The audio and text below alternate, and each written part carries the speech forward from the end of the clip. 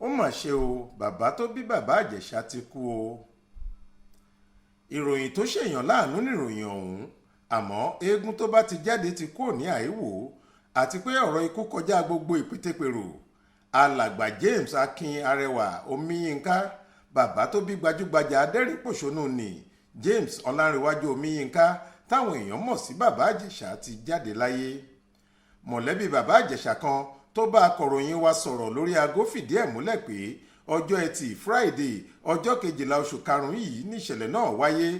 Wọ́n ní àárẹ̀ fẹ́rẹ́ kan ló mú alàgbà ọ̀hún táwọn tó wà láyìíká ẹ̀ sì ṣùgbà ẹ̀, ṣùgbọ́n àìsàn ló ṣe é wò, kò sẹ́ni tó rí tọlọ́jọ́ ṣe.